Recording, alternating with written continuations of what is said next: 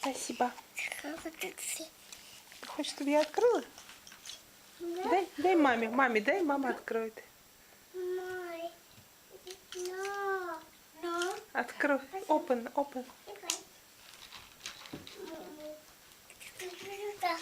Спасибо. Foreign adoptions are very common in Russia, which currently has 118,000 orphans. 60,000 Russian children have been adopted by Americans in the past 20 years. Many of these children are those who are unlikely to be adopted into Russian families. My name's Gina Coleman, and I am a U.S. citizen, and I started the process to adopt a child from Russia. The whole point of doing this is not just to have a child, it's to give a chance to a child that wouldn't have a chance otherwise. People don't know and they don't talk about it, but if you go to YouTube, you can come up with tons of footage of these institutions just full of kids that are dying. And here I am living in a nice apartment, and my family's very supportive and close by, and I have a master's degree, and I can now start earning, a decent amount of money. And I just thought, there's no reason in the world why I wouldn't do this now. Бесконечно у них училась в течение этих лет. Я училась, они все по-настоящему с большой буквы гораздо более добрые самаритяне, чем мы. Они действительно хотят сделать этих детей счастливыми. So on the 28th of November 2012, I went to the committee and got the referral for a little girl named Evelina, who was turned 2.5 years old actually that very day. And I was given a little bit of information about her and found out that she's HIV positive, and then went to Baby Home 16, which is where she lives. And then they brought Evelina in to meet me. And she was very scared. She was crying and shaking, and she had a cookie in her hand. She was just clutching, with little white knuckles. And I picked her up, and she calmed down very quickly. And she could tell that I was not there to hurt her, and she trusted me. When they came in to take her back, the caregiver opened the door, and Evelina obviously understood. And she was just sobbing as I had to hand her back over. And that was the first day, And so I came back the second day, and she wasn't scared, of course. And she came running up, "Mama, Mama." And so we had great visits. We had amazing visits.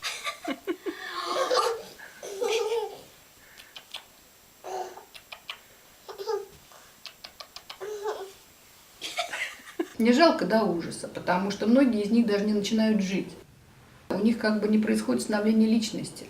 И они так и живут в состоянии некого малоосознанного растения, что меняется волшебным образом, когда появляется кто-то, кто их хочет, кто в них заинтересован. Даже у инвалидов проявляется такой резкий всплеск интереса к жизни, к себе, ко всему. Просто потому что первый раз они получают по-настоящему заинтересованное личное внимание. И личность на это сразу реагирует, она просыпается.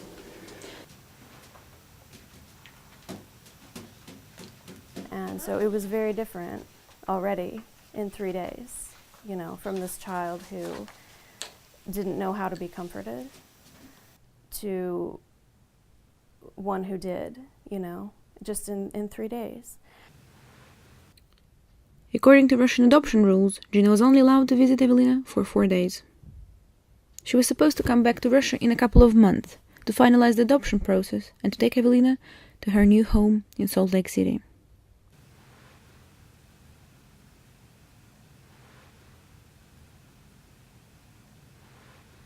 But 3 weeks later, Russia passed legislation banning adoptions of Russian children into the USA. It was justified by the government because of a Russian orphan adopted by an American family who had died of heat stroke after being left in a parked car in 2009. However, official statistics show that the ban's main aim was not to protect the children.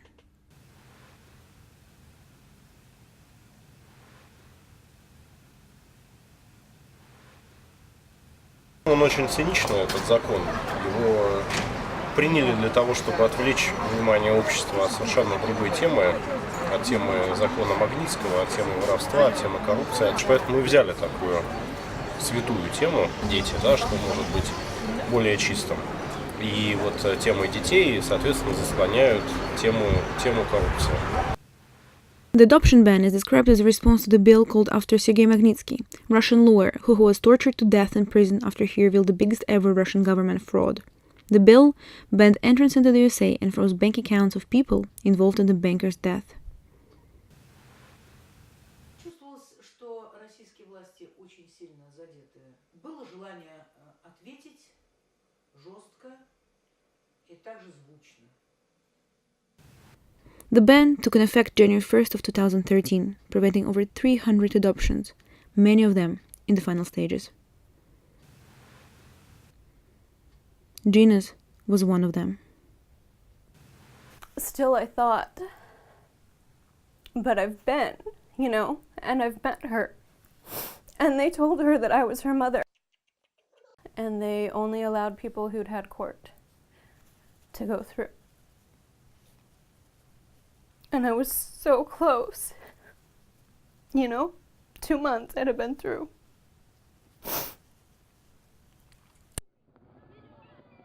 Many Russians saw the ban as part of a political game and nicknamed it the Rascal Bill.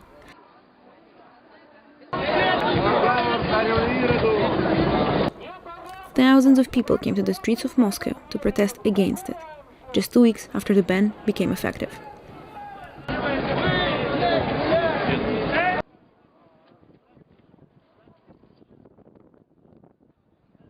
That's when we found out about the European Court of Human Rights, which is where we're at today, because there's no other way. They've been very clear.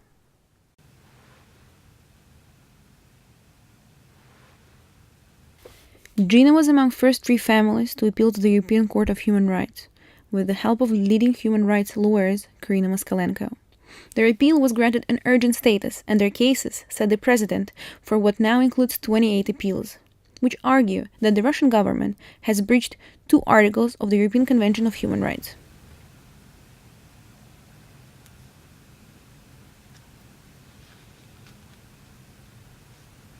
The one thing the Russian government seems to fail to realize is that this measure to punish Americans hits Russian children the worst. American families are already turning to adoptions in other countries, leaving poor children that no one else wants trapped in orphanages, deprived of a better life in a loving family. Они ощущают себя предателями, без всякой надежды оправдаться в глазах того ребенка, которого они полюбили. С этим тоже надо суметь жить. Это просто очень антигуманная мера, которую пытаются нам представить как норму. And that's just it, just 300.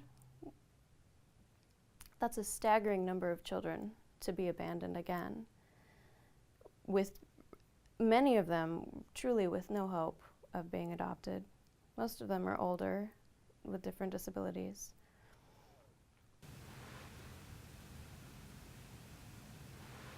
Безусловно, у меня на сегодня много деток с Даун-синдромом.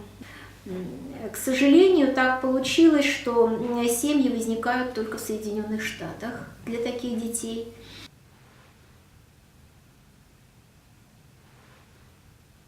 Это первый опыт семейных отношений у ребенка. И если сейчас отнять эту семью, то для ребенка это останется травмой. Травмой на всю оставшуюся жизнь. И его будущее – это детский дом, пусть даже самый лучший детский дом, но это, вне всяких сомнений, одиночество. Это одиночество, это тяжело.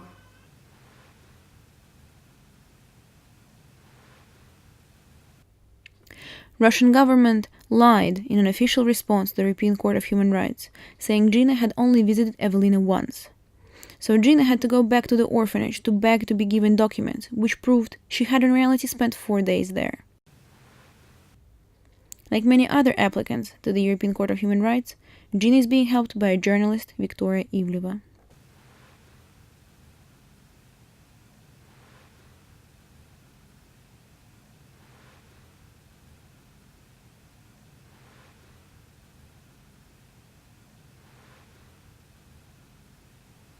To then read in the Russian Federation's response to the European Court of Human Rights that I only had one visit, which wasn't true, and that therefore there was no bond. It was like,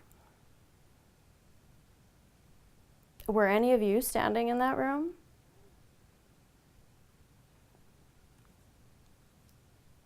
So I don't want to hear it, you know? That there's no bond, that's bullshit. But it's devastating to know that that's what we're up against. You know, that's just one small thing that we're up against.